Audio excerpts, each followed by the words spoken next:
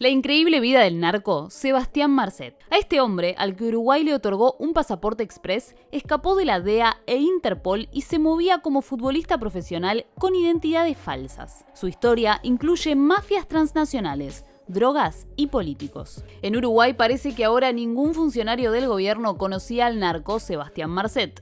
Su caso y las derivaciones cinematográficas que tuvo dejaron en situación muy incómoda al presidente Luis Lacalle Pou. Ya saben de la renuncia del ex canciller Francisco Bustillo, que el mismo miércoles me llamó a decir que él quería dejar liberado al gobierno y que me presentaba su renuncia que acepté. Y en estos días, hoy se terminaron de dar, el ministro Luis Alberto Heber, el subsecretario Guillermo Maciel y Roberto Lafluf. Las tres personas me han ofrecido su renuncia, acepté los tres ofrecimientos, van a dirimir en la justicia, según tenemos entendido, si abre una causa por este tema. Yo tengo la convicción y la tranquilidad que sabrán defender su honor y su persona en el juzgado. La historia de uno de los prófugos más buscados en América del Sur reúne todos los ingredientes: mafias transnacionales, drogas, políticos permeados por bandas criminales, una fuga increíble y el fútbol como escenario de fondo. Pero, ¿cómo fue que el hombre que escapó de la DEA, Interpol y un par de estados del continente logró transformarse en una sombra para sus perseguidores? ¿Por qué se volvió indetectable pese a exponerse jugando en dos clubes? Primero en Capiatá de Paraguay y después en Los Leones El Torno de Bolivia. El prófugo habría pagado para que lo tuvieran en cuenta hasta que se descubrió que era un futbolista profesional con identidad falsa. Marcet Luis Amorim o Gabriel de Sousa Beumer, depende de dónde estuviera, son los nombres con los que se movía. El narco tiene algunas semejanzas con el capo del cartel de Medellín, Pablo Escobar.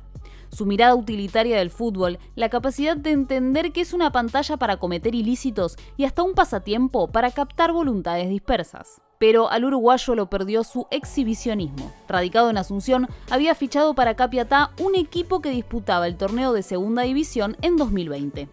Un año después, técnicamente sería declarado prófugo y apareció en los registros de Interpol junto a su pareja, la también uruguaya Gianina García, madre de sus 3 hijos. Al narco de 32 años poco le importó exponerse. El jefe del denominado primer cartel uruguayo, conocido como PCU, ya llevaba una larga trayectoria en el mercado de estupefacientes. Un día, sin decir nada, abandonó las filas de Capiatá. A ese club iba a entrenarse a bordo de una camioneta blindada Toyota Land Cruiser que estaba a nombre de la empresa Tapiraquay, propiedad del clan Insfran, sometido a proceso en Paraguay por el caso A Ultranza Pi, la mayor operación contra el narcotráfico y lavado de activos de la historia en ese país. Es la misma organización criminal denunciada en el asesinato del fiscal paraguayo Marcelo Pecci, cometido en Cartagena, Colombia, en mayo del 2022. Un testigo clave en ese caso, Francisco Luis Correa Galeano, terminó involucrado junto al empresario Horacio Cart. Los acusó de ser los autores intelectuales del crimen, algo que el dirigente del Partido Colorado desmintió en sus redes sociales. Sebastián Marcet huyó del Paraguay y su destino siguiente fue Bolivia. Vivía en una casa de 2 plantas con pileta en Santa Cruz de la Sierra, rodeado de lujo y autos de alta gama. Su fuga en julio pasado, cuando estaba sobre él la policía, hizo evidente su poder de penetración y contactos entre las fuerzas de seguridad. Gracias a la ayuda del director de la FELCN, logré irme porque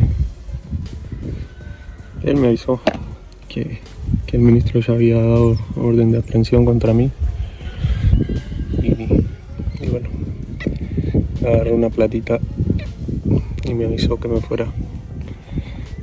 El escape del narco dejó en ridículo al ministro de Gobierno boliviano, Eduardo del Castillo.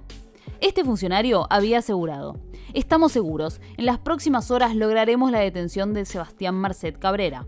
Pero no fue así y el uruguayo continúa en libertad hasta hoy. Lo que sí logró el gobierno de Luis Arce fue incautar 17 fusiles, una pistola, 1.915 municiones, 28 cargadores de distintas armas, 4 chalecos antibalas y un parque automotor compuesto por 31 vehículos, una motocicleta, 4 cuatriciclos y un vehículo deportivo Teryx. Además de marihuana y documentación valiosa sobre Marcet. Se dijo entonces que había huido en dirección a Cochabamba, pero le perdieron el rastro.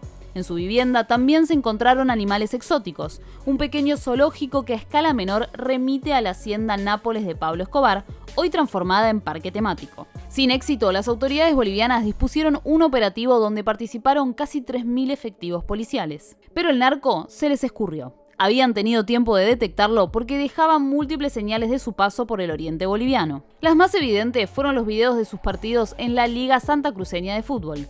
Había sido inscripto en el Club de los Leones El Torno con documentación brasileña a nombre de Luis Amorim. Así lo mencionaban los relatores de los partidos, que jugó hasta que se supo quién era de verdad. Cuando Marcet huyó, dejó atrás un tendal de detenidos. Entre ellos había futbolistas como él. 2 son de nacionalidad uruguaya, el volante Cristian Marcelo Latorre Long, que pasó por Blooming en la primera división del fútbol boliviano, y Lucas Casavieja Grande, que jugaba con el narco en los Leones El Torno. En agosto pasado, colegas de los jugadores lanzaron una colecta para ayudarlos mientras continuaban en prisión. Están alojados en la cárcel santacruceña de Palmasola, y al grupo que integran se lo acusa por delitos de privación de la libertad, robo agravado, lesiones graves y leves y atentados contra integrantes de la seguridad del Estado. El club por el que pasó Marcet con identidad falsa fue sancionado y lo hicieron descender hasta la última categoría.